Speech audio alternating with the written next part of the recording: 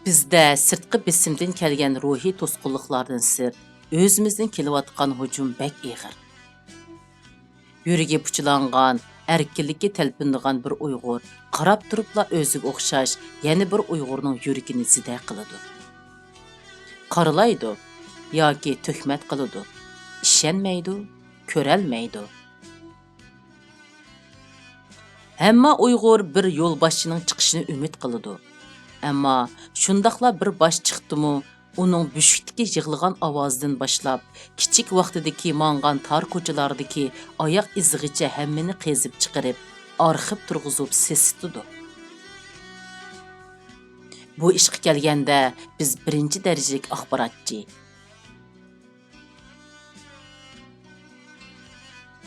Bizdan mangu bir yo'l boshlag'uchi chiqmaydi. Asli qahramon xalq yaratdi, biz o'ltirmiz. Mavu tarafdan bir odam chiqsa, chuqum avu tarafdan bir to'p odam chiqib qaralaydi. E'tiborsiz qiladi. Avu tarafdan bir odam chiqsa, boshqa tarafdan bir turkum odam chiqib, uni yana e'tiborsizlashtirdi. Bizdan mangu to'g'ri niyatli odam chiqmamdi. Kim o'tirg'i chiqsa, shuning maqsadi boshqa shundaqmi? Albatta, boshqa maqsadlar bo'lishi mumkin. Undaqda bugungacha tuz niyatlik biri chiqib boqmadimi? Yo'l boshlag'uchini qo'yib turayli. Shundaq ommaga foydali bir ijtimoiy faoliyat yoki biror tur bilan ish boshlag'uchini ikki kunda sistimiz.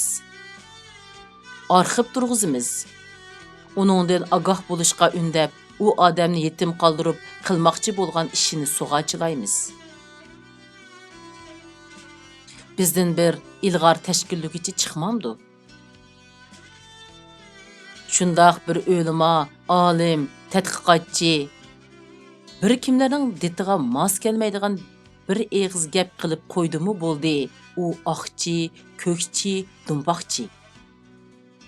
Bizdan mangu alohida fikrlik odam chiqmamdi. Unda qilmayli qarindoshlar, o'zingizdan so'rab biqing. Siz mukammalmi? O'zingizni aqlashda mukammallik Allohga xos. Boshqalarni qaralashda mukammallik bandiga xos. Shundaqmi? Bizdan nima deb yo'lboshchi chiqmaydi? Nima deb ilg'or chiqmaydi? Chunki o'zimiz o'ltirmiz. Davomliq baholag'uchi bo'lib olamiz. Bir ish vujudga chiqmasa korimiz yo'q. Shundaqla o'tirga chiqdimi bo'ldi. Hey, undaq qilmay. Hey, bundaq qilmay. Asli undaq qilsa bo'ladi deb ish o'rgatguchi, tekshirib bekitguchi bo'lib olamiz. Qarab baqsam, millat uchun yuragi bilan ish qilguvchilar har zaman aktiv energiya beradi ekan. Millatga, minnatga yoki yasalmaga ish qilib berguvchilar yoki hech ish qilmaguvchilar baholag'uchi bo'lib olib, passiv energiya tarqatadi ekan. O'zimizni o'ldirishda o'zimiz jinoyatchi bo'lmayli. Bu millatning jinoyatchisi bo'lmayli. Tilimizni yo'qotishda xiyonatchi, jinoyatchi bo'ldik. Yashayotgan davlatlarda yotning tili oilamizga kirib bo'ldi. Bolalarimizning shu davlatning tilida so'zlashishiga havas qilib, yingarab qarab o'ltirib ketimiz. Uyg'urning uyushqoq degan ma'nosi qachon amaldan qolgan bo'lg'itdi deyman. Unimi yo'qotishda o'zimiz jinoyatchi, xiyonatchi bo'ldik. Endi kuzatib baqsam, biz shundaq bir xo'rmas energiyaga ega millatganmiz.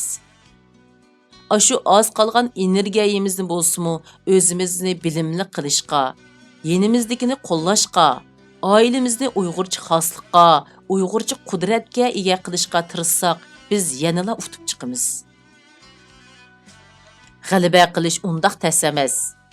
Biz g'alaba qilishga loyiq fidokorlik ko'rsatolmadik. Fidokorlik degan harakatga qaratilgan emas. Qo'llash, tushunish degandek ideviy asos muhim omil.